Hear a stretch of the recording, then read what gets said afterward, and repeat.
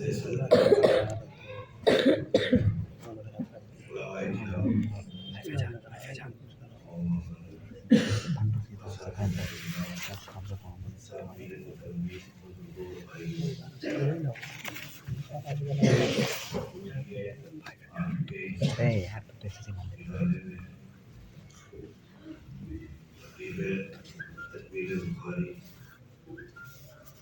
میں حاضری میرے لیے باعث سعادت ہے، اور یہ بھی عرض ہے کہ اس ادارے سے تقریباً کم و بیش 35 سال سے تعلق اور رابطہ ہے، اور اس کی بڑی مضبوط بنیاد ادارے کے محتمیم صاحب کے فرزند مولانا مفتی محمد عاشق صاحب ہیں، جو زمانہ تعلیم میں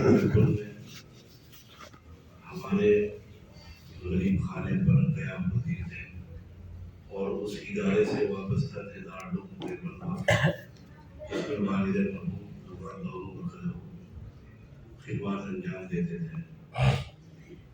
تقریباً اس وقت یہ حاضری 20 سال کے بعد نصیب ہوئی ہے، اگرچہ تعلقات کی تازگی اور اس کی شگفتگی موجود رہی، لیکن یہاں پر سے گزر بھی ہوتا رہا، اور سڑک سے جو سامنے گزر رہی ہے شاہراہ، وہاں سے دیدار بھی ہوتے رہے آتے جاتے ہوئے علی گڑھ، مگر یہاں حاضری کا موقع نہیں مل سکا۔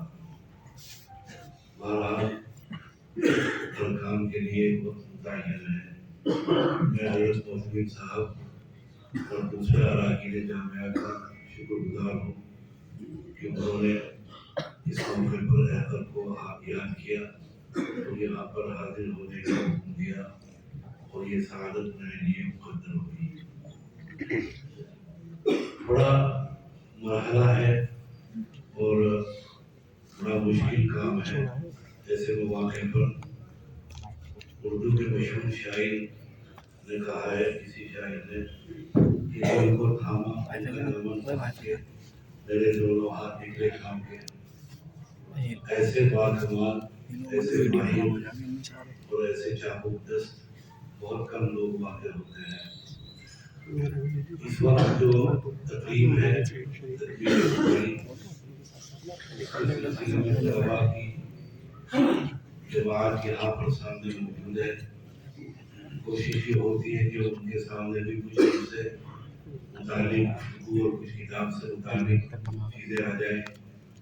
پھر اس کتاب کی اہمیت کے پیش نظر، اس کی عظمت کی وجہ سے، اور حضرات بزرگان دین و اہل اللہ و علماء دین کے تجربے اور بیان کے مطابق کہ اس کی تکمیل پر دعائیں قبول ہوتی ہیں، عام مسلمان بھی اس مجمع میں اور اس مجمع میں شرکت کرتے ہیں، ان کی رعایت بھی محفوظ رکھنا ہوتی ہے۔ دونوں چیزوں کو تھام کر چلنا حضرت صدر مدرسین کا کام ہے یا کسی چاوک دست شخص کا۔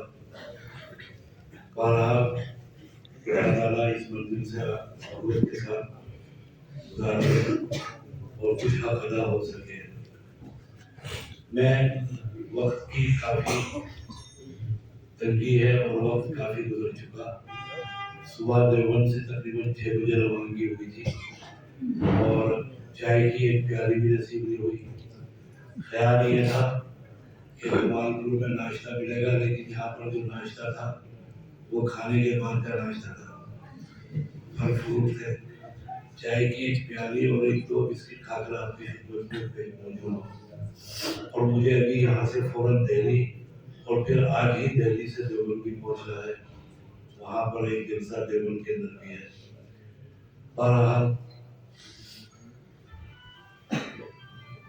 اس وقت کی تنگی کے اندر میں کوشش کرتا ہوں کہ کچھ چیزیں آپ کے سامنے عرض کر سکوں، تفصیل سے نہیں، اشارتاً و کنایتاً۔ حضرت سیدنا امام بخاری امیر المومنین فی الحدیث، ان سے متعلق ان کی شخصیت ان کی ذات، ان کا تقویٰ، ان کا تقدس، ان کی فراست، ان کی ذہانت، ان کا تبحر اور حدیث کے اندر ان کی مہارت، یہ سب آپ حضرات متعدد مواقع پر سن چکے، اور طلبہ عزیز نے استاد محترم سے کتاب کے آغاز میں امام بخاری کی سیرت اور ان کے کمالات سنے ہوں گے ضرور، اور عام حضرات بھی اب اتنا کثرت کے ساتھ بخاری شریف مدارس میں تدوین پذیر ہونے لگی کہ عام حضرات بھی امام بخاری کے فن سے، یعنی ان کے تقویٰ، تقدس اور ان کی مہارت حدیث سے اور ان کے عظمت سے واقف ہیں۔ کتاب کا جہاں تک سوال ہے ان کی، اس کے بارے میں اہل علم کا فیصلہ ہے کہ اس آسمان کے نیچے اور اس زمین کے اوپر کائنات میں کتاب اللہ کے بعد، یعنی قرآن مجید کے بعد سب سے صحیح ترین کتاب اگر کوئی ہے تو وہ بخاری شریف ہے، صحیح امام بخاری کی۔ حضرات محققین اہل علم نے، علماء نے اختلاف کیا اور کہا کہ بخاری سے پہلے تقریباً 200 مجموعہ احادیث کے منصۂ ثبوت پر آ چکے تھے اور ترتیب پا کر نمایاں ہو چکے تھے، ظاہر ہو چکے تھے اور لوگوں کے مطالعے میں آ چکے تھے، اور جن حضرات صحابہ رضوان اللہ اجمعین و تابعین نے ان مجموعوں کو ترتیب دیا تھا، ان کا دور خیر القرون کا دور ہے، اور ان کے دور کے اندر اور ان کے عہد مبارک میں کذب کا اور وضع حدیث کا کوئی شائبہ تک نہیں تھا۔ چنانچہ یہ مقولہ کہ بخاری کتاب اللہ کے بعد سب سے صحیح ترین کتاب ہے، یہ ان کے دور کے اور ان مجموعوں کے بعد کے لیے ہے، یعنی بخاری سے پہلے جو مجموعہ ہیں ان کے اوپر یہ بات لاگو نہیں آتی، ان کے دور پر یہ بات ثابت نہیں آتی، بلکہ بخاری کے بعد آنے والے جو مجموعہ ترتیب پائے احادیث کے، یہ حضرات محدثین نے کاوشیں کی ہیں اور کوششیں جمع حدیث کی، ان کے مقابلے میں یہ بات کہی جا سکتی ہے کہ ان کی کتاب صحیح ترین ہے۔ امام بخاری علیہ الرحمہ نے، جیسا کہ آپ جانتے ہیں کہ اپنی اس کتاب میں فقط یہی نہیں کیا کہ انہوں نے جناب رسالت مآب صلی اللہ علیہ وسلم کی احادیث کو جمع فرما دیا، ایک خاص معیار پر، ایک خاص کسوٹی پر پرکھ کر، جانچ کر، چھان کر اور پھٹک کر اس کو انہوں نے جمع کر دیا۔ فقط یہی ایک کارنامہ نہیں، بلکہ امام نے یہ بھی کارنامہ نہیں فقط جناب نبی کریم صلی اللہ علیہ وسلم کی سیرت کو، آپ کی حیات طیبہ کو پیش فرما دیا، یہ بھی کارنامہ نہیں امام بخاری کا فقط کہ انہوں نے پورے آئین محمدی کو، شریعت اسلامی کو اور جناب نبی کریم صلی اللہ علیہ وسلم کے فرمودات، آپ کے ارشادات اور آپ کے جو اقوال ضروری ہیں ان کو جمع کر کے پیش کر دیا امت کے سامنے۔ یہی نہیں بلکہ امام بخاری ان تمام خصوصیات و امتیازات کے ساتھ ساتھ ایک اہم کام یہ بھی کرتے چلتے ہیں کہ وہ اپنے زمانے اور اپنے دور تک پیش آنے والے جو عقائد کے، غلط عقائد اور باطل عقائد کے اور افکار کے اور نظریات کے جو ہوائیں اور عادیہ تھیں ان کی تردید بھی کرتے چلتے ہیں۔ جب سے اسلام کا آغاز ہوا اور اسلام کی ابتدا ہوئی، اس وقت سے لے کر آج تک اور قیامت تک اسلام کے سامنے فتنے آتے رہیں گے اور اسلام ان فتنوں کے لیے مقابلہ کرتا رہے گا۔ شاعر مشرق ڈاکٹر اقبال نے کہا تھا، نہ ستیتا گاہے جہاں نہیں، نہ حریف پنجہ فگن ہے، وہی فطرت اسد اللہ، وہی سن عمری، وہی مرحبی، وہی انتری۔ مرحب اور انتر دو دور آور اور نہایت ہی طاقتور پہلوان تھے عرب کے، ان کے مقابلے میں۔ چنانچہ فتنوں کی تردید اور فرق باطلہ کی تردید بھی امام بخاری کے پیش نظر ہے۔ پھر اس کے ساتھ ساتھ اہل علم کا فیصلہ ہے کہ سیدنا امام بخاری فقیہ ہیں اور فقہ کے اندر کسی کے مقلد نہیں بلکہ مجتہد محض ہیں، اور اس کے ساتھ ساتھ اپنی فقہی آراء کو اپنے تراجم میں اور اپنے عنوانات کے اندر سمو دیتے ہیں اور پیش کرتے ہیں۔ اسی لیے کہا گیا کہ فقہ البخاری فی تراجمہ۔ بعض حضرات نے اس کا ترجمہ اور اس کا مفہوم یہ بیان کیا کہ بخاری کی ذہانت، بخاری کی فراست، بخاری کی رزانت اور بخاری کا فہم اور ان کی سمجھ اور بوجھ ان کے تراجم سے ظاہر ہوتی ہے۔ لیکن بعض محققین علماء کہتے ہیں کہ اس کا مطلب یہ ہے کہ بخاری کسی مسئلے میں اگر فقہی رائے رکھتے ہیں اور اس رائے کا اظہار کرنا مقصود ہوتا ہے تو ان کے تراجم میں اور ان عنوانات میں جو انہوں نے قائم کیے ہیں اپنی اس کتاب میں، ان کے ان عنوانات کو اور ان تراجم کو حل کرنے کے لیے حضرات اہل علم و حضرات محدثین اور محققین علماء نے باقاعدہ کتابیں تصنیف کی ہیں اور اس پر کوششیں کی ہیں۔ امام العصر محدث کبیر علامہ سید محمد انور شاہ کشمیری نور اللہ مرقدہ نے ایک موقع پر فرمایا کہ کاش ابن تیمیہ شیخ الاسلام امام بخاری کے تراجم پر قلم اٹھاتے تو ہمارے ہاتھ کوئی نئی چیز مل جاتی، اور فرمایا کہ آج تک بخاری کے بعض تراجم حل نہیں ہو سکے۔ اس موقع پر جو حضرات محدثین لکھتے ہیں جو کچھ اور ان کی تشریح میں جو کچھ کوششیں کی ہیں وہ گمانات ہیں، تخمینات ہیں، وہ کوئی یقینی بات نہیں۔ ابن تیمیہ اگر قلم اٹھاتے تو کوئی نئی بات ہمارے ہاتھ لگ جاتی۔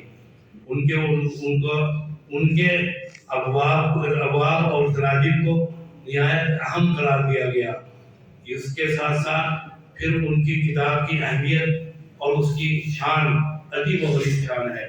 تقریباً 1300 سال کا عرصہ گزرتا ہے، دین کا کوئی طالب علم، حدیث کا کوئی طالب علم، حدیث سے کوئی شغل رکھنے والا، کوئی عالم، کوئی مدرس، کوئی محدث بے نیاز نہیں ہو سکتا ان کی تصریف سے۔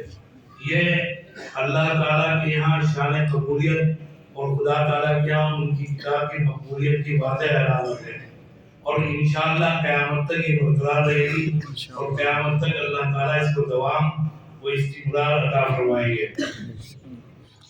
امام بخاری علیہ الرحمہ نے یہاں پر جو ابھی آپ نے تلاوت کی ہے حدیث، اس کا عنوان قائم کیا اور آغاز میں ارشاد فرمایا کہ حق تعالیٰ جل مجدہ ارشاد فرماتے ہیں قرآن مجید میں کہ ہم قیامت کے اندر ترازو قائم کریں گے تاکہ عدل کر سکے اور انصاف کر سکے۔ امام بخاری نے اس کی تشریح میں ارشاد فرمایا کہ اس کا مطلب یہ ہے کہ اعمال انسانوں کے اور بنی آدم کے، اولاد آدم کے اعمال اور ان کے اقوال تولے جائیں گے، ان کو تولنے کے لیے، وزن کرنے کے لیے۔ یاد رکھیے جو پہلا رابطہ قائم ہوا ہے عبد کے درمیان اور معبود کے درمیان، حق تعالیٰ جل مجدہ کے درمیان اور مخلوق کے درمیان، عام انسانوں کے درمیان، وہ پہلا رابطہ وہی ہے، اور وہی وہ چیز ہے کہ جو کسی مذہب میں آج موجود نہیں، محفوظ نہیں، وجود اسلام کے اندر صرف وہی محفوظ ہے۔ وہی نے بتایا کہ حق کیا ہے اور باطل کیا ہے، اور وہی حقائق کو کھولتی ہے اور ان چیزوں کو بیان کرتی ہے جہاں تک عقل کی اور علم کی بھی رسائی نہیں ہے، وہ چیزیں وہی کھولتی ہے۔ میں اس کو آپ اس طریقے پر سمجھیے کہ میں آپ کے کمال پور تک آیا ہوں، اور کمال پور آنے کے بعد میں نے یہاں پر مدرسے کی زیارت کی، یہاں کی شاہراہ دیکھی، یہاں کے کچھ لوگوں سے ملاقات کی، آپ کے اس ادارے کو دیکھا، آپ کی اس درسگاہ کے اندر میں نے حاضری دی۔ یہاں سے جانے کے بعد یہی کچھ بیان کر سکتا ہوں۔ علی گڑھ تک میری پہنچ اور رسائی نہیں ہے۔ علی گڑھ کے حالات وہ بیان کر سکتا ہے جو علی گڑھ تک پہنچا ہو۔ اس سے آگے سمجھیے کہ کسی نے سفر کیا ہو بمبئی تک کا، تو وہ بمبئی کے موسم کو، بمبئی کی آب و ہوا کو، وہاں کی بود و باش کو، وہاں کے اخلاق کو، وہاں کے حالات کو اور وہاں کی چیزوں کو بیان کر سکتا ہے۔ اس سے آگے سمندر پھر ان کی گہرائی اور ان کا عمق اور ان کی پہلائی اور ان کی وسعت کو بیان کرنے پر قادر نہیں کہ اس کے آگے اس کا سفر نہیں ہے۔ وہ وہی بیان کر سکتا ہے جس نے سمندروں کے اندر غواصی کی ہو۔ ایک موقع پر ویسٹ انڈیز کے اندر ایک جگہ ہے باربیڈوس، وہاں پر میرا سفر ہوا اپنے والد مرحوم کے ساتھ۔ وہاں کا پانی اور سمندر دنیا کے عظیم سمندروں میں شمار ہوتا ہے۔ اتنا شفاف پانی کہ 30-40 فٹ تک سمندر صاف نظر آتا ہے، اور سمندر کی ریت مثل آئینے کی طرح پانی اتنا شفاف ہے۔ وہاں پر سیاحوں کو اور ٹورسٹ کو تفریح کرانے کے لیے سب مرین جاتی ہے پانی کے اندر، جس کو فارسی میں آبدوز اور ہماری اردو میں پنڈوبی کہتے ہیں۔ اس میں مسافروں کو بٹھا کر سمندر کی گہرائی میں لے جاتے ہیں 155 فٹ نیچے سمندر کے اندر۔ وہاں پر لے جانے کے لیے وہ تیاری کراتے ہیں، باقاعدہ ایک لباس پہناتے ہیں تمام مسافروں کو۔ اس لباس کے بعد ایک باقاعدہ معاہدے پر دستخط ہوتے ہیں کہ اگر اس سفر میں ہماری جان چلی گئی تو لے جانے والی کمپنی ہماری ہلاکت کی ذمہ دار نہیں ہوگی، اور پھر وہ اس سفر کو مکمل کراتے ہیں اور وہ اس سفر پر لے جاتے ہیں 155 فٹ نیچے۔ میں اس سفر کے اندر گیا اور پانی کے اندر الامان الرفیق ایک نئی دنیا، چٹانیں ہیں، پہاڑی کے زمین ہے اور چٹانیں ہیں بڑی بڑی عظیم الشان، پہاڑیاں ہیں، باقاعدہ گھاس ہے، جنگل ہیں، اور عجیب و غریب قسم کی مچھلیوں کے تمام قبیلے ہیں، ان کی طرح طرح کی اقسام ہیں، اور جو سمندر کی گہرائیوں کے اندر موجود ہے۔ اس کے ہماری رسائی 155 فٹ تک تھی، ہزار فٹ سمندروں کی گہرائی ہے، وہاں تک ہماری رسائی نہیں۔ اس کو جب آپ سمجھ گئے تو ہماری نظر، ہماری عقل کی رسائی، ہماری طاقت، یاد رکھیے کہ ہم تعالیٰ نے ہر چیز کی ایک طاقت عطا فرمائی، ہر چیز کی ایک قوت عطا فرمائی، لیکن محدود تعداد کے اندر، محدود مقدار کے اندر۔ آنکھ کی دیکھنے کی ایک قوت ہے۔ آپ سمندر کے کنارے پر کھڑے ہوئیے، ساحل کے اوپر، آپ کو نظر آئے گا کا حد نظر کہ جہاں پر آپ کی نظر کی انتہا ہے وہاں آسمان اور سمندر دونوں آپس میں مل گئے۔ وہ ملتے نہیں، وہ آپ کی نظر کی انتہا ہے، حد نظر ہے، اس کو ایسا محسوس ہوگا۔ ایسے ہی دوسری تمام چیزوں کے اندر، یعنی دیکھنے کی اور ہماری بصارت کی بھی ایک محدود طاقت ہے، ایک قوت ہے۔ انگلینڈ کے اندر ایک صاحب سے میری ملاقات ہوئی، اعجاز خان صاحب، پٹھان برادری سے تعلق رکھنے والے پاکستانی پٹھان سرحدی، نہایت طاقتور، موٹے تازے، ہٹے کٹے، لہیم شہید۔ جب ان سے پہلی ملاقات ہوئی 2 سال کے بعد پھر میں ان کی بستی میں گیا انگلینڈ کے اندر، تو اب جب دیکھا تو ہاتھ میں بیلٹ لیے ہوئے، کمر جھکی ہوئی اور بالکل کوزہ پشت۔ میں نے عرض کیا، ان سے سوال کیا کہ خان صاحب یہ کیا ہوا؟ کہنے لگے کہ شاہ صاحب میں یہاں کی ایک فیکٹری کے اندر ملازم ہوں اور پٹھان ہوں، اور میں یہاں پر فیکٹری میں بڑے بڑے بنڈل اٹھا کر ایک جگہ سے دوسری جگہ پر پہنچاتا تھا، گاڑیوں کو لوڈ اور انلوڈ کرتا تھا۔ میں نے پٹھانی کے جوش میں آ کر اپنی طاقت سے زیادہ میں نے وزن اٹھا لیا، جبکہ وزن اٹھانے کا اصول یہ ہے کہ آپ کی جتنی اپنا وزن ہو اپنے جسم کا، اس وزن سے نصف وزن اٹھا سکتے ہیں۔ اگر اس سے زیادہ وزن اٹھائیں گے تو کوئی خطرہ پیش آ سکتا ہے آپ کے جسم کو اور آپ کی جان کو اور آپ کی صحت کو۔ تو کہتے تھے کہ میرا وزن تقریباً 75 کلو ہے، میں نے 150 کلو وزن اٹھا لیا اپنے جسم سے اور اپنی طاقت سے زیادہ، لہذا میرے کمر کی ہڈی کے اندر فرق آ گیا اور ہمیشہ کے لیے کوزہ پشت ہو گیا۔ معلوم ہوا کہ بدن کے اندر بھی ایک طاقت اور ایک قوت ہے، وہ بھی محدود تعداد کے اندر۔ ایسے ہی عقل کی رسائی بھی ہے، عقل کو بے پناہ قوت حاصل ہے، لیکن اس کی بھی ایک محدود رسائی ہے، ایک درجے تک وہ ہمیں واقف کرا سکتی ہے اور اس کی پہنچ ہے۔ جناب نبی کریم صلی اللہ علیہ وسلم نے ایک حدیث میں ارشاد فرمایا کہ ہم تعالیٰ جل مجدہ نے عقل کو پیدا فرمایا، پیدا فرمانے کے بعد اسے حکم دیا آگے کو آ، وہ آگے بڑھی، آپ نے فرمایا پیچھے کو ہٹ، وہ پیچھے ہٹی، پھر ہم تعالیٰ نے فرمایا کہ جا، اب تمام سوال و جواب، تمام معاوضہ تجھ پر ہی ہوگا۔ اس سے بھی زیادہ ایک عجیب و غریب حدیث میری نظر سے گزری۔ ایک موقع پر غزوے کا موقع ہے اور غزوے سے فراغت کے بعد جناب رسالت امام صلی اللہ علیہ وسلم تشریف فرما ہے، حضرات صحابہ کا مجمع ہے، مجلس لگی ہوئی ہے۔ اچانک ایک صحابی رضی اللہ تعالیٰ عنہ نے آپ سے سوال کیا، یا رسول اللہ، اس غزوے میں ہم سب نے شرکت کی اور ہم سب اس کے اندر شریک ہوئے، کیا اس غزوے کے اندر ثواب کے اندر کوئی تفاوت ہوگا؟ یعنی اگر کوئی عقل کے اعتبار سے زیادہ ہے، کسی کے پاس عقل زیادہ ہے، کوئی زیادہ عاقل اور عقل مند ہے، دانا ہے، وہ فردانہ ہے، تو اس کو غزوے کے اندر شرکت کا ثواب زیادہ ملے گا، اور اگر کسی کے پاس عقل کم ہے تو کیا اس کو عقل کم، اس کو ثواب کم ملے گا؟ آپ نے عجیب و غریب جواب دیا۔ آپ نے فرمایا عقل کے تفاوت کے اعتبار سے ثواب کا مستحق ہوگا، یعنی جس کے پاس عقل زیادہ ہوگی وہ ثواب کے اعتبار سے بھی، اس کے باوجود عقل کی رسائی اور اس کی حد متعین ہے ایک حد تک۔ بعض بہت عاقل بڑے دانا مجھ سے ویسٹ انڈیز میں کہتے تھے ٹھیکیدار میں لوگ کہ اگر آپ کی خواہش یہ ہے کہ آپ اپنی نظروں سے کسی عقل مند کو دیکھیں، عقل مند لوگوں کو، چالاک، تکرار، ہوشیار، بیدار مغز اور متیقظ، تو یہاں کے لوگوں کو دیکھ لیے۔ یہاں کے لوگ بڑے چالاک ہیں، علاقوں کے بھی اثرات ہوتے ہیں۔ ہمارے دیوبند کے قریب ایک بستی ہے، وہاں پر ایک چھوٹا سا گاؤں ہے، اس کے بارے میں مشہور ہے کہ وہاں کے لوگ ذرا عقل کے اعتبار سے کمزور واقع ہوا ہے، اور واقعات ان کے ذاتی منسوب ہیں۔ لکھا ہے واقعات کے اندر، ان کے واقعات میں، کہ سلطان اورنگزیب عالمگیر علیہ الرحمہ، محی الدین اورنگزیب عالمگیر، جنہوں نے ہندوستان کے اوپر 52 سال حکومت کی، اور ہم نے اپنے اکابر سے سنا کہ جب ان کا ذکر آئے تو ان کے نام کے ساتھ رحمت اللہ علیہ ضرور لگا لیا جائے۔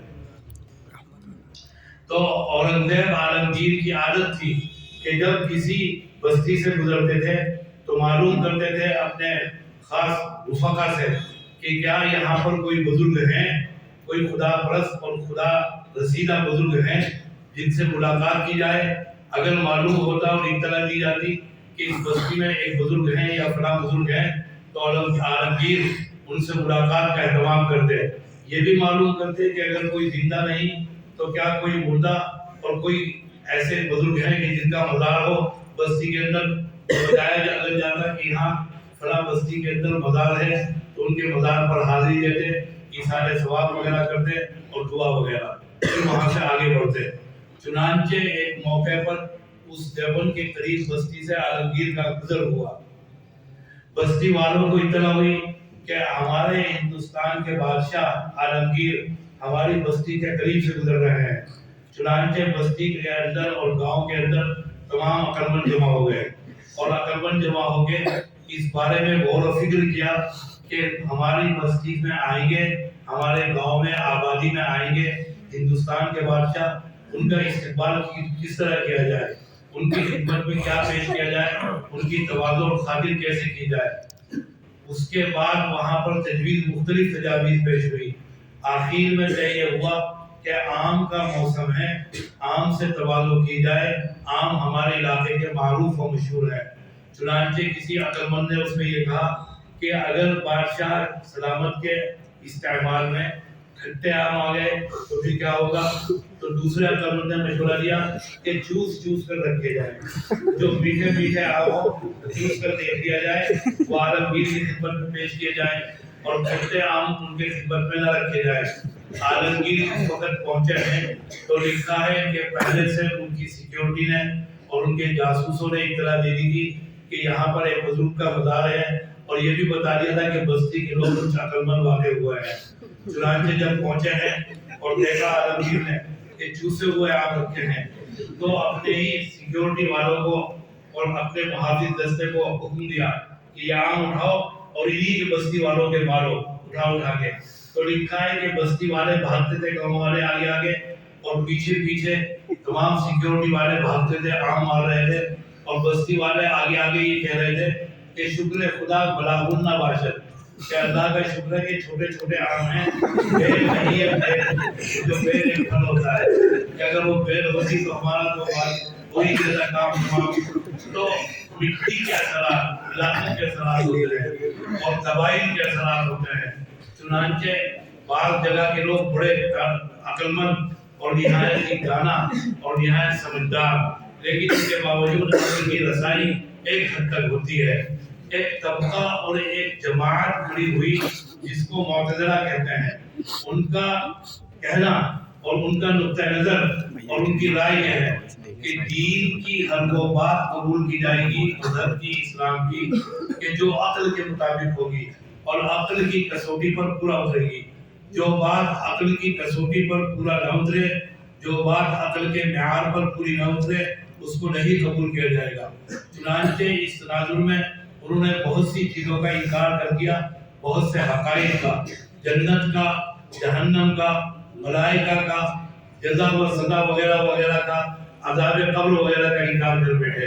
اور انہی کی تردید میں امام بخاری نے یہاں پر یہ بات اور یہ عنوان قائم کیا اور فرمایا کہ ہم تعالیٰ جل مجدہ نے ارشاد فرمایا کہ ہم حشر میں اور محشر میں انصاف و عدل کرنے کے لیے ترازویں قائم کریں گے.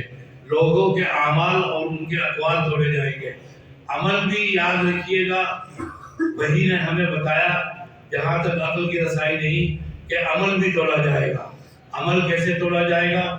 نماز کیسے تولی جائے گی اور زکوٰۃ کیسے تولی جائے گی، تلاوت کیسے تولی جائے گی اور حج کی عبادت کیسے تولی جائے گی. سمجھ سے باہر ہے اور عقل سے باہر ہے، عقل میں نہیں آتا. لیکن اسی کے ساتھ ساتھ جناب نبی کریم صلی اللہ علیہ وسلم کی ارشادات واضح ہیں، قرآن مجید کی آیات ناطق ہیں اور ان کے اندر حق تعالیٰ جل مجدہ نے واضح طور پر فرمایا کہ ہم ترازو قائم کریں گے جس کے اندر اعمال توڑے جائیں گے. اعمال کے اندر یاد رکھیے گا اقوال بھی داخل ہیں کہ قول بھی ایک عمل ہے، یہ بھی وہی نے بتایا کہ اقوال بھی توڑے جائیں گے. اب بات کرنے کے بعد فضا میں ختم ہو گئی، فضا میں گم ہو گئی اور اس بات کا کوئی وجود نہیں. وہ کیسے توڑا جائے گا؟ عمل کیسے توڑا جائے گا؟ آج کی بھاگتی دوڑتی دنیا میں سائنس کے انکشافات اور وہ اکتشافات نے واضح کر دیا کہ کوئی چیز گرفت سے باہر نہیں. میری نظر سے گزرا، بلکہ یوٹیوب پر اور اگر آپ گوگل پر جائیں گے تو آپ کو مل جائے گا کہ وہاں پر جو اونچے درجے کی خفیہ میٹنگز حکومت کی سطح کی ہوتی ہیں، انتہا سے زیادہ خفیہ میٹنگ، اس کے اندر جس کمرے میں اور جس ہال میں میٹنگز ہوتی ہیں، اس ہال کو میٹنگ کے بعد چند گھنٹوں کے لیے مقفل کر دیا جاتا ہے. کوئی اس ہال کے اندر نہیں جا سکتا، اس لیے کہ ان کے یہ بات ہاتھ لگ چکی اور ان کی تحقیق میں یہ بات آ چکی کہ فضا کے اندر آوازیں موجود ہوتی ہیں. ان خفیہ معاملات و معاہدات و مذاکرات جو اس ہال اور اس میٹنگ ہال کے اندر انجام پذیر ہوئے، بعد تک ایسا نہ ہو کہ کوئی جاسوس داخل ہو اور ان تمام گفتگو کو ٹیپ کر لے جو فضا کے اندر موجود ہے. یہ آپ کو مل جائے گا. ہندوستان کے ایک بڑے سائنٹسٹ نے اس کے اوپر گفتگو کی ہے، آپ دیکھیں گے تو آپ اگر تلاش کریں گے تو یہ حقائق آپ کو مل جائیں گے. فضا کے اندر موجود ہے. کیا چیز ہے جس کو آپ نہیں ناپا جا رہا ہے، جس کو آج توڑا نہیں جا رہا ہے؟ ایک موقع پر بانی علی گڑھ مسلم یونیورسٹی سر سید احمد خان مرحوم نور اللہ برکتہ نے، بانی دارالعلوم دیوبند حجت الاسلام حضرت مولانا محمد قاسم صاحب نانوتوی الامان الحفیظ ہمارے اکابر دیوبند، ان کی شان نرالی ہے.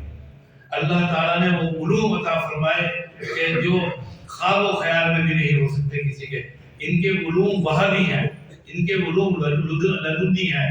کیا شان ہے، کیا حضرت کو علوم عطا فرمائے کہ حضرت نے ایک کتاب آب حیات جو حضرت کی ایک تصنیف ہے، قرآن مجید کی ایک آیت النبی اولا بالمؤمنین من انفسہم، اس ایک آیت کی بنیاد بنا کر اس ایک آیت کو پوری ایک کتاب تصنیف کر دی. اور میرا خیال ہے کہ حضرت نے پوری آیت پر نہیں بلکہ آیت کے ایک لفظ جس کے اندر النبی اولا بالمؤمنین، لفظ اولا پر اپنی تحقیقات کی اور پوری تصنیف کی بنیاد پر. کیا شان ہے.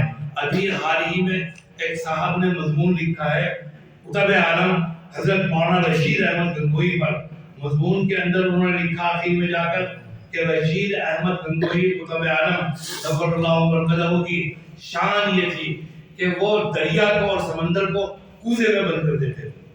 بڑی مہارت چاہیے, بڑی قابلیت چاہیے, بڑی چابک دستی چاہیے, بڑی قدرت چاہیے کہ آپ دریا کو اور سمندر کو ایک پیالے کے اندر بند کر دیں. کتنا باکمال ہوگا, کتنا قادر ہوگا, کتنا قدیر ہوگا وہ شخص اپنے علوم کے اوپر. اور فرمایا قاسم نانوتوی نور اللہ مرکزہ کی شان یہ تھی کہ وہ کوزے سے دریا کو برآمد کر دیتے تھے. یہ کتاب آب حیات حضرت کے اسی شان کی عکاس ہے کہ حضرت نے کوزے سے دریا کو اور سمندر کو برآمد کر دیا. تو یہ شان عجیب و غریب الاکابر کی شان.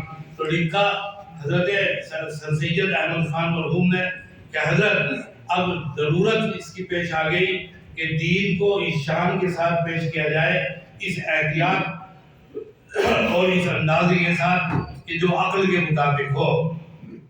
جو جواب دیا سید صاحب کو مولانا محمد قاسم نانوتوی نے, اس نے فرمایا کہ سید صاحب عقل کو ہمیشہ امام نہیں بنایا جا سکتا, عقل تو ہمیشہ مقتدی ہی رہے گی.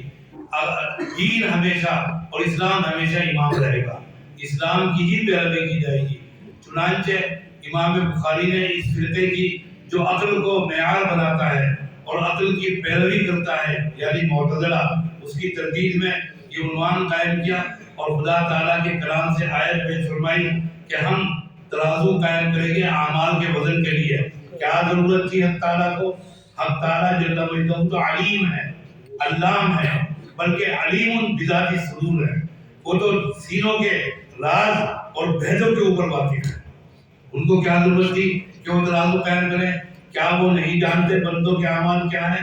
کیا وہ نہیں جانتے کہ بندے کی اعمال کی کیفیت کیا ہے, ان کی بدعملی کتنی ہے؟ یہ ان کے نعم سب کچھ جانتے ہیں. بلکہ یہ اشکال تو اور بھی جگہ پیش آئے گا جہاں پر حق تعالیٰ جل مجدہ جناب نبی کریم صلی اللہ علیہ وسلم نے ارشاد فرمایا کہ عصر کی نماز کے وقت اور فجر کی نماز کے وقت فرشتوں کی ڈیوٹی تبدیل ہوتی ہے. جو انسان کے اوپر مقرر ہے, جو انسان کے اعمال لکھتے ہیں, ان کی ڈیوٹی تبدیل ہوتی ہے. جس وقت عصر کی نماز کے بعد فرشتہ خدا تعالیٰ کی خدمت میں حاضر ہوتا ہے تو فرماتے ہیں کہ بندے کو کس حال میں چھوڑا.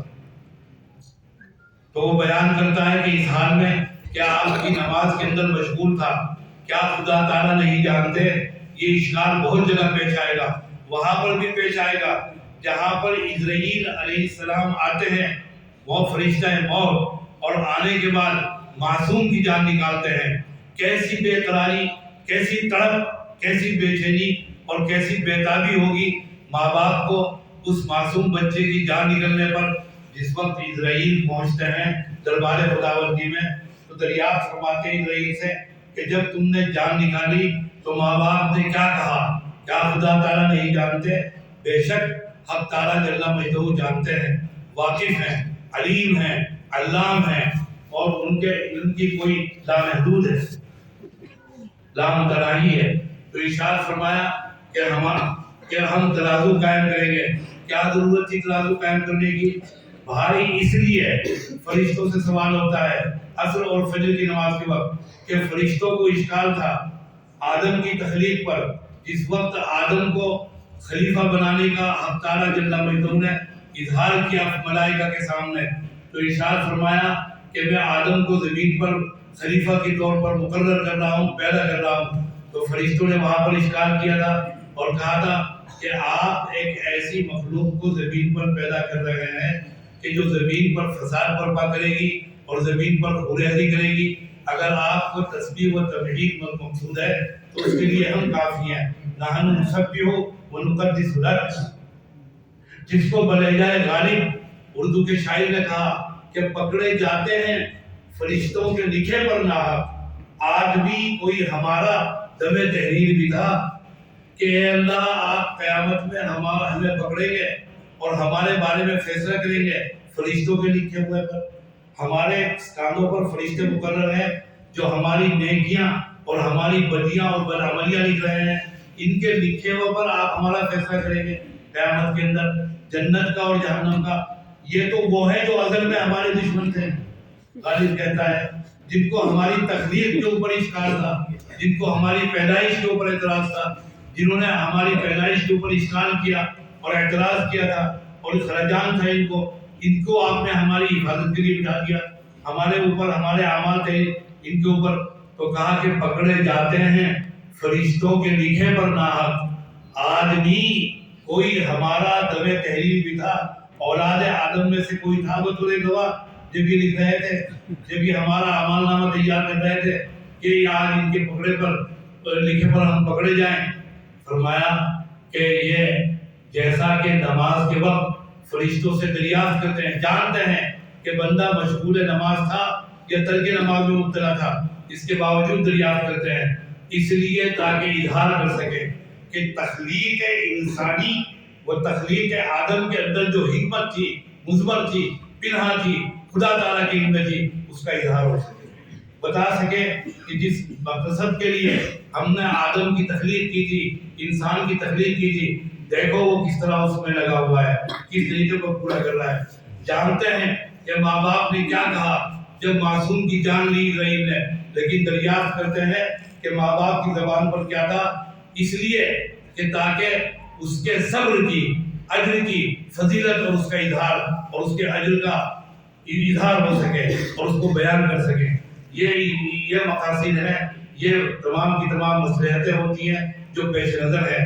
اسی جب محشر میں اللہ تعالیٰ جل مجدہ جزا و سزا کا، جنت و جہنم کا فیصلہ فرمائیں گے، تو یہ نہیں کہ وہ اعمال نہیں جانتے بندوں کے، بلکہ اب اظہار عدل کا موقع ہے. ان اللہ لا یظلم مثقال ذرہ، کسی کے اوپر ذرہ برابر بھی ظلم نہیں ہوگا.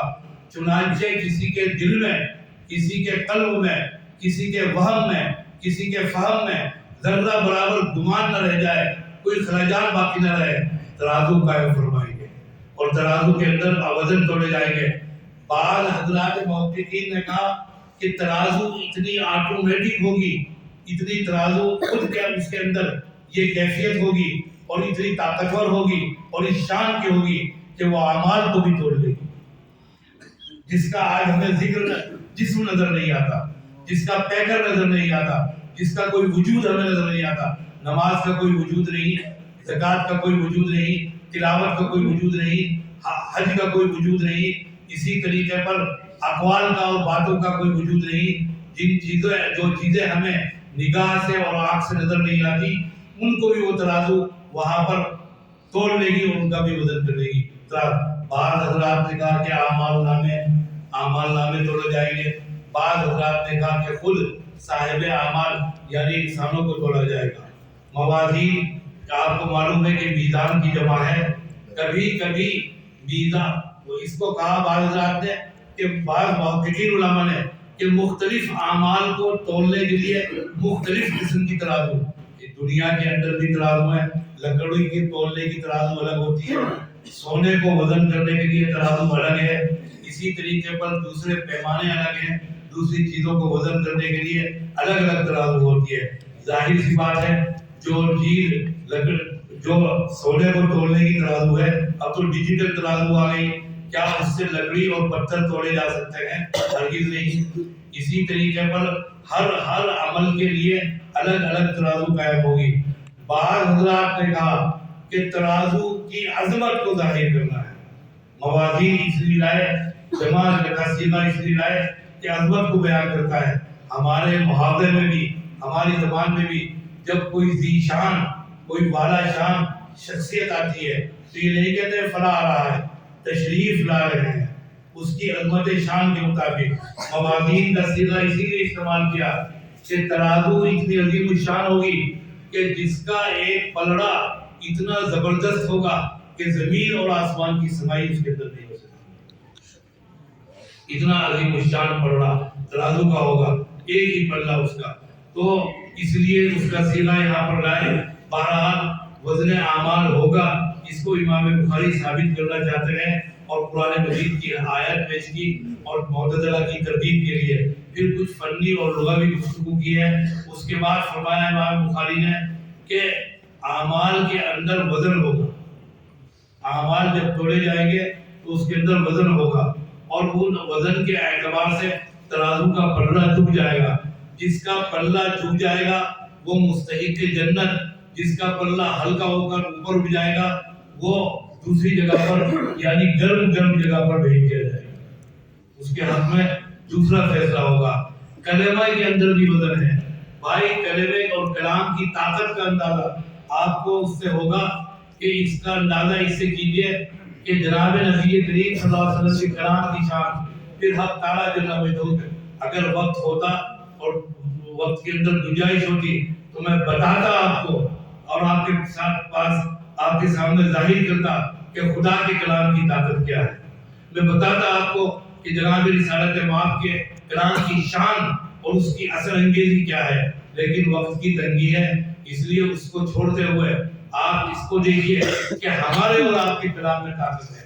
آپ اس کا اندازہ اس سے کیجئے کہ اگر شادی سے پہلے اور نکاح کے ایک لفظ سے پہلے اگر کسی خاندان کی کسی گھرانے کی کسی بچی سے کوئی لڑکا اظہار کر دے، کوئی نازیبا یا کوئی زیبا ہی بات کر دے، وہ باحمیت اور باغیرت خاندان کے لیے ناقابل برداشت ہے.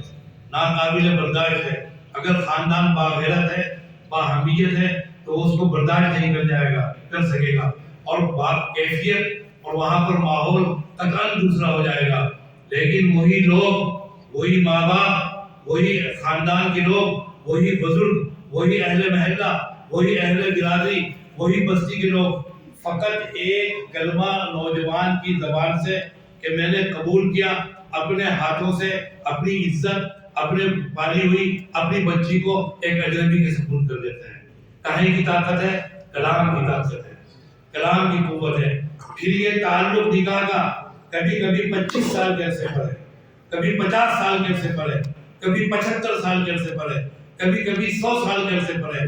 بحیثیت شوہر و بیوی، بحیثیت میاں بیوی کی زندگی گزارنے میں اچانک زبان سے ایک لفظ نکلا کہ میں نے تجھے جدا کیا، آزاد کیا، میں نے تمام تجھے طلاق دی. تمام وہ کردار، تمام وہ حجابات، تمام وہ پابندیاں جو نکاح سے پہلے تھی سب لوٹ کر آ جائے گی. تمام وہ قطع تعلق ہو جائے گا، اجنبی قرار پائے گی. کس چیز کی تعلق ہے، کس چیز کا اثر ہے، کس چیز کی طاقت ہے؟ کلام کی طاقت ہے. جب میرے اور آپ کے کلام میں یہ طاقت ہے، کیا خیال ہے آپ کا جناب رسالت مآب کے کلام میں؟ کیا خیال ہے آپ کا؟ حضرت سلطان الاولیاء نظام الدین دہلوی نور اللہ الامان الحفیظ سلطان الاولیاء کے نام سے معروف مشہور ہیں. حضرات صوفیہ کی زبان کے اندر ان کے واقعات میں لکھا کہ ان کے ایک مرید تھے اور ان کے ایک خلیفہ میاں شیر سوار کے نام. بھائی یاد رکھنا، حضرات اہل دل، حضرات صوفیہ نے کرامت کو حق کہا ہے کہ کرامت برحق ہے، لیکن اس کے اظہار کو پسند نہیں کیا. فرمایا کہ جو صاحب کشف و کرامت ہوں گے وہ اپنی کرامت کو اس طرح چھپائیں گے جیسا کہ کسی زمانے میں پاک باز پاکیزہ بچی اور لڑکی، کماری لڑکی اپنے ماہواری کپڑے کو چھپاتی تھی، ایسے ہی بزرگ اور اہل اللہ اپنی کرامت کو چھپاتے ہیں. چنانچہ یہ شیر سوار تھے، میاں شیر سوار جنگل میں رہتے تھے. لکھا ہے کہ حالات یہ تھے کہ جب کبھی حضرت نظام الدین سے ملنے نظام الدین آتے تھے اپنے شیر سے ملنے تو جنگل سے بطور کرامت ایک شیر پکڑتے، اس پہ سوار ہوتے، سانپ پکڑتے، اسے بطور ہتھیار استعمال کرتے اور اس پہ سوار ہو کر آتے تھے. اور جب خانقاہ کے قریب پہنچتے تو سانپ بھی چھوڑ دیا کرتے اور شیر کو بھی آزاد کرتے. ایک موقع پر سردیوں کا زمانہ نظام الدین اولیاء بالا خانے پر بیٹھے ہوئے تھے، دھوپ تاپ رہے تھے. دیکھا دور سے میاں شیر سوار آ رہے ہیں اور اس شان کے ساتھ کہ شیر پر سوار ہیں، ہاتھ میں گھوڑا کے جگہ پر سانپ لیے ہوئے ہیں. نظر پڑ گئی اچانک. اب حضرت نے خیال کیا کہ تنبیہ کی ضرورت ہے، اب تنبیہ کرنی چاہیے. جب آئے تو فرمایا کہ میاں شہر سوار تمہاری حکومت ابھی تک جانوروں پر ہے، ہمارا تو یہ حال ہے کہ اس دیوار کو اگر کہے کہ چل پڑ تو یہ چل پڑے۔ حضرت نے اتنا ہی کہا تھا وہ چل پڑی۔ حضرت نے ہاتھ مارا کہ کہاں چلتی ہے ابھی، تجھے ہم نے کہاں آنے کر جانے کا حکم کیا۔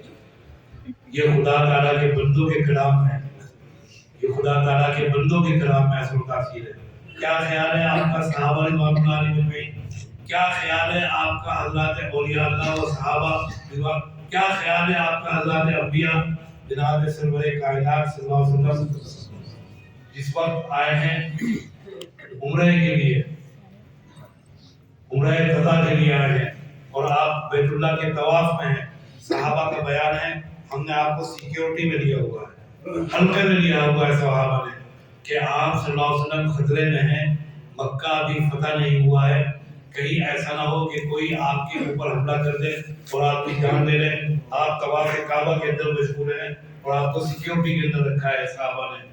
ایک کافر نوجوان اس تلاش میں نیزہ لیے ہوئے پیچھے پیچھے کہ موقع لگے تو محمد کی جان لو، آپ نے دوسرے تیسرے چکر میں اچانک پیچھے پڑ گئے اور یہاں ہاتھ رکھا اس کے، فرمایا کیا سوچ رہے ہو؟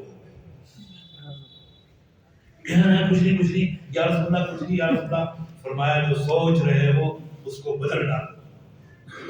کہتا ہے کہ خدا کی قسم وہ ذات گرامی جو چند لحظہ پہلے دنیا کی سب سے مبغوض ترین نفرت انگیز ذات تھی میرے لیے، سب سے نفرت انگیز شخصیت تھی، جس کی جان لینے کے لیے آیا تھا، جس کا دین سب سے نفرت انگیز تھا، فقط چند لمحوں کے اندر کیا آپ نے اتنا سوال کیا کیا سوچ رہے ہو؟ جو سوچ رہے ہو اس کو اور آپ یہاں آپ کہتے رہے، کہتا ہے کہ چند لمحوں میں دنیا کی سب سے محبوب شخصیت ہو گئی اور جو اس کی جان لینے کے لیے آیا تھا اس کی جان لینے کے لیے ہمارا وسیلہ ہو گیا۔ یہ شان ہے جناب نبی کریم صلی اللہ علیہ وسلم کے کلام کی، آپ کے کلام کی شان۔ کیا خیال ہے آپ کا خدا تعالیٰ کے کلام کے بارے میں؟ تو ارشاد فرمایا کلمتان حبیبتان الی الرحمن، دو کلمے ایسے ہیں جو اللہ تعالیٰ کو بہت پسند ہیں۔ بھائی کوئی بڑا آدمی آ جائے، کوئی صدر مملکت آ جائے، کوئی وزیر اعظم آ جائے، کوئی منسٹری آ جائے، کوئی اور صاحب حیثیت آدمی آ جائے، اس کے معمولات دریافت کرتے ہیں، اس کے آرام کا وقت پوچھا جاتا ہے، ان کا پرہیز پوچھا جاتا ہے، ان کے کھانا۔ میرے والد سے پوچھتے تھے لوگ جب وہ پروگرام دیتے تھے کہ حضرت کوئی اور خاص بات، کہتے تھے تمہارے یہاں رہنے میں وزیر اور کھانے میں فقیر آ رہا ہے، رہوں گا وزیروں کی طرح اچھی جگہ پر اور کھلا دینا چاہے سوکھی پھوکی روٹی چٹنی سے کھا لوں گا، کھانے میں فقیر ہوں، رہنے میں وزیر ہوں، رہنے کے اندر کوئی کسی قسم کا وہ برداشت نہیں کرتے تھے، صاف ستھرے انداز میں رہنا پسند کرتے تھے۔ تو کہتے تھے تو کوئی بڑا آدمی آئے تو اس کے کھانے کے معمولات اس کی پسند۔ سیدنا امام شافعی علیہ الرحمہ اپنے ایک تلمیذ کے یہاں پر پہنچے ہیں، شاگرد کے یہاں پر، اس کی بستی کے اندر۔ شاگرد سے پوچھا کیا پکا رہے ہو؟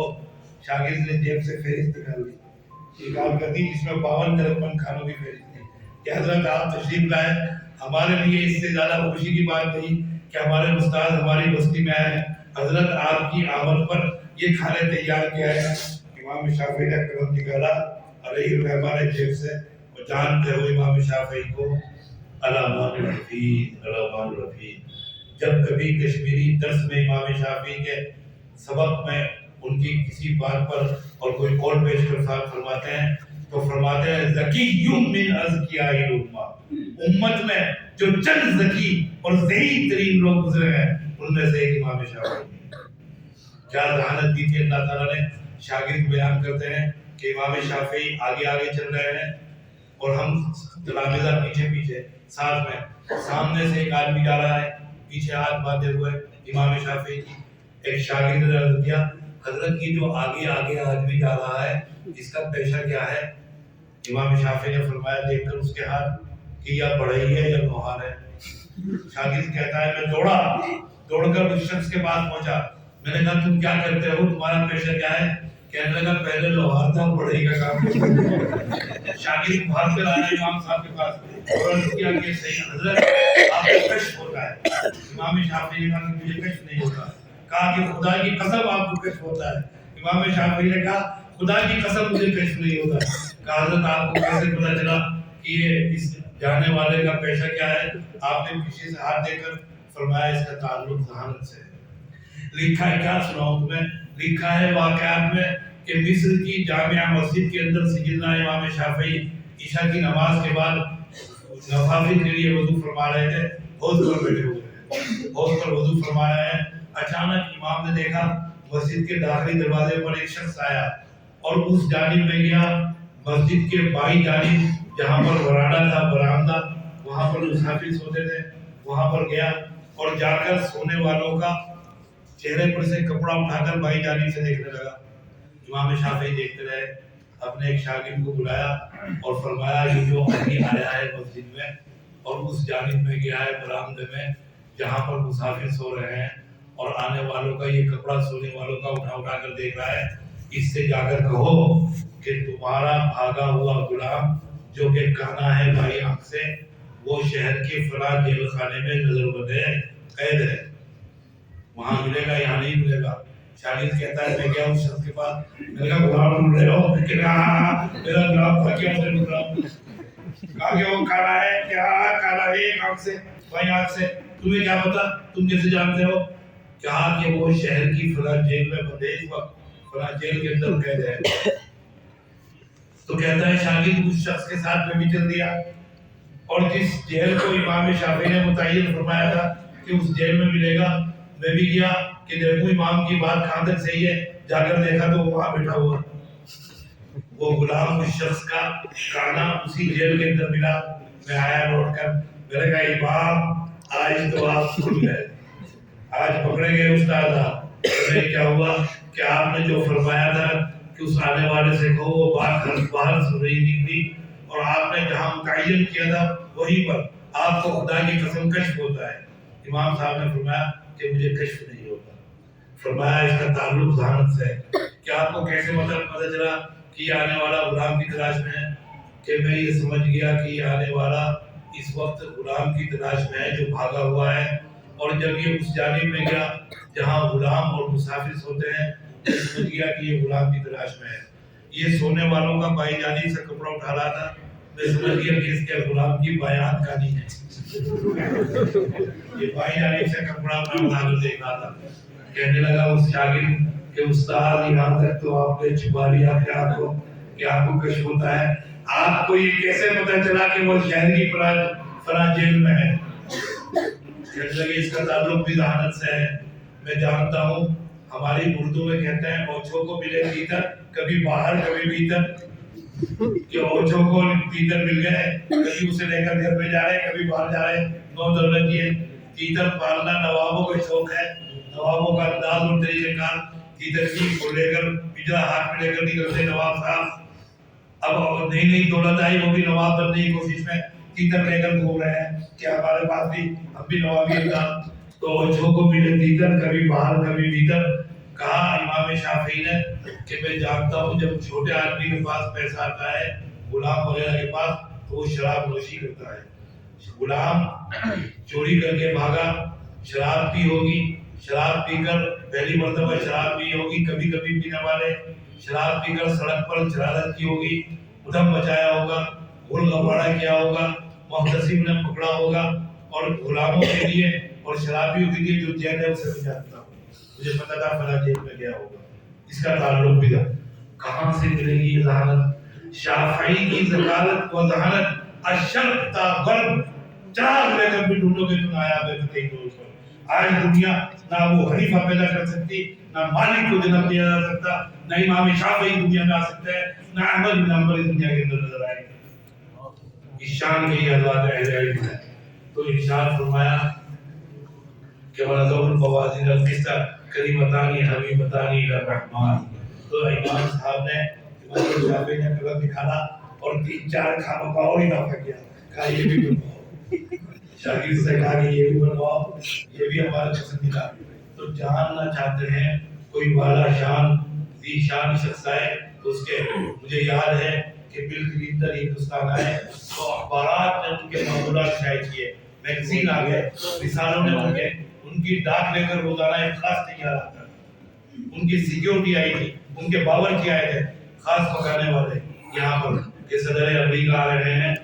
کیا خیال ہے آپ کا کہ اگر نبی کریم یہ فرمائیں کہ 2 کلمے اللہ تعالیٰ کو بہت پسند ہیں, جو اللہ والے ہیں, جو اللہ کے ساتھ ساتھ عقیدت رکھنے والے ہیں, جو خدا پرست ہیں, وہ تو بے قرار و بے چین ہوں گے, شوق میں مبتلا ہوں گے کہ کون سے وہ کلمے ہیں جو اللہ کو پسند ہے, کون سے وہ کلمے ہیں جو خدا تعالیٰ کو محبوب ہے.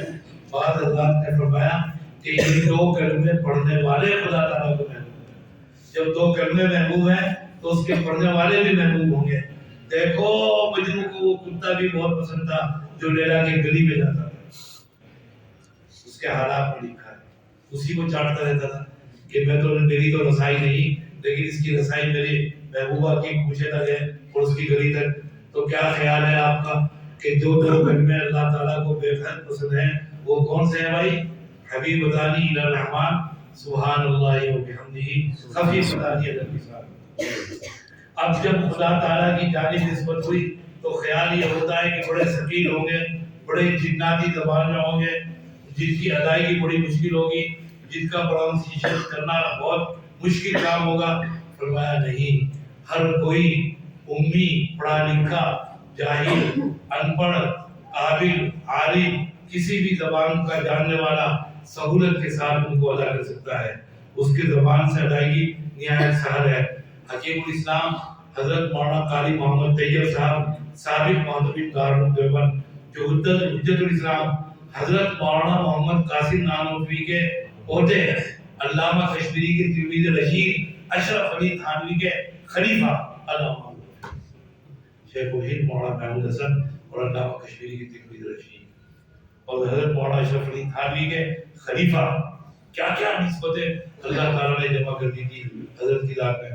فرمایا کرتے تھے ان کلمات کی مثال ایسی ہے جیسے ہاپوڑ کے پاپڑ, جو آپ کے قریب میں ہاپوڑ ہے, کہ پاپڑ کو اگر ہتھیلی پر رکھ کر وہ دوبارہ توڑ کے وہاں جائے گا, ہلکا پھلکا اتنا, لیکن پیٹ میں جا کر سکیل اب ہضم کرنا مشکل, میدے کے اندر انتہا سے زیادہ وزنی.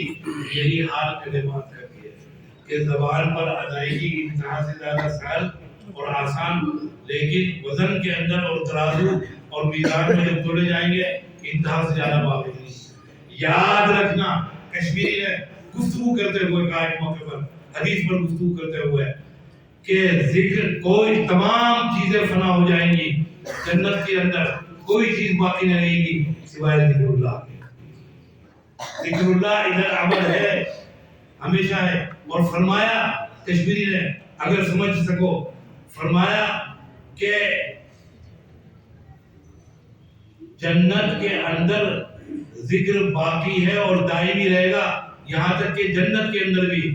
اور فرمایا سانس کے ساتھ جاری ہوگا, جیسا کہ فرشتے سانس کے ساتھ جاری ہوتا ہے.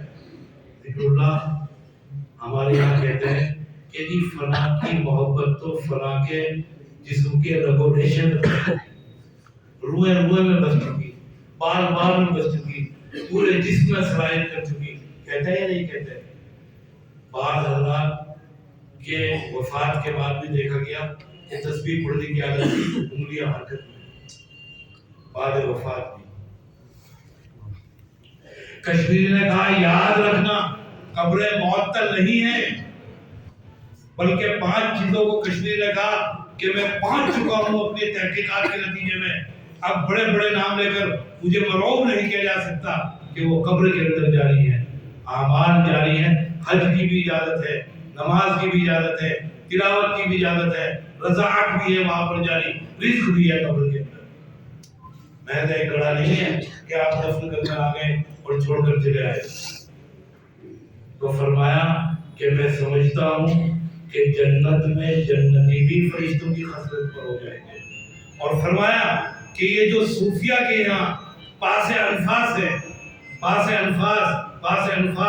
ذکر کا ایک خاص طریقہ حضرات نقشبندیہ کے یہاں, فرمایا کہ میرا خیال ہے یہ اسی سے لیا گیا ہے, فرشتوں سے ہی لیا گیا ہے کہ وہ جنت کے اندر ساتھ کے ساتھ ذکر اللہ جاری ہوگا اور وہاں پر جنتی بھی فرشتوں کی خصلت پر ہو جائیں گے. اور فرمایا جب کوئی بندہ ذکر اللہ میں مشغول ہوتا ہے، یہ بھی سننے کی بات ہے، تو خدا تعالیٰ اس کا سنگی ہو جاتا ہے۔ حدیث میں کہ جب کوئی بندہ ذکر اللہ میں مشغول ہوتا ہے، خدا تعالیٰ اس کا سنگی، ہندی کا لفظ ہے سنگی، جس کے معنی ہم نشی۔ کشمیر نے فرمایا کہ میرا خیال ہے یہ بات نماز کے اندر بھی نہیں، یہ کیفیت نماز، کیونکہ نماز کے اندر بھی ہے کہ نمازی خدا کا چہرہ خدا کے آمنے سامنے ہوتا ہے، اور اسی لیے فرمایا گیا کہ نمازی کے سامنے سے گزرنے والے کو شیطان کہا گیا کہ وہ حائل ہو رہا ہے خدا کے درمیان اور نمازی کے درمیان۔ آمنے سامنے ہونے میں کیفیت کچھ اور ہے، سنگی ہونے میں اور ہمدشی ہونے میں معیت ہے، معیت زیادہ بھاری بھرکم ہے۔ کشمیری یہ کہنا چاہتا ہے کہ جب تک بندہ ذکر اللہ میں رہتا ہے، خدا کی سنگی اور ہمدشینی اس کو حاصل ہوتی ہے، اور فرمایا پھر میرا خیال ہے یہ چیز نماز میں بھی نہیں ہے، میرا خیال ہے یہ چیز۔ تو ذکر اللہ، سبحان اللہ و بحمدہ سبحان اللہ العظیم، بھائی حدیث کا تو کیا دیا حق ادا ہوتا، لیکن خدا و تعالیٰ نے جو کچھ کہلوایا، خدا تعالیٰ اس کو میرے لیے اور آپ کے لیے ذخیرہ آخرت بنائے۔ حق تعالیٰ جل بتو آپ کے علوم میں برکت عطا فرمائے۔ محدث شہید یہ کتاب محدث کبیر حضرت مولانا نصیر احمد خان صاحب سابق شیخ الحدیث و صدر مدرسین دارالعلوم دیوبند سے جلد اول پڑھی، اور جلد ثانی اپنے والد گرامی فخر المحدثین حضرت مولانا سید اندر شاہ کشمیری سے پڑھی۔ دوسری سند میرے پاس حضرت مولانا سید احمد رضا بجنوری شارح خاری صاحب انوار الباری تلمیذ علامہ کشمیری ہے، ان سے مجھے براہ راست سند حاصل ہے، ایک واسطے سے علامہ کشمیری تک پہنچتی ہے۔ تیسری سند مجھے شیخ عبد الفتاح ابو غدہ شامی سے حاصل ہے، جو علامہ ظاہر القوسری کے تلمیذ تھے، اور سن 76-77 میں دارالعلوم دیوبند تشریف لائے۔ اس موقع پر ہمیں سند حاصل کرنے کی سعادت نصیب ہوئی۔ ان سندوں سے آپ کو روایت حدیث کی اجازت ہے۔ واخر دعوانا الحمدللہ رب العالمین۔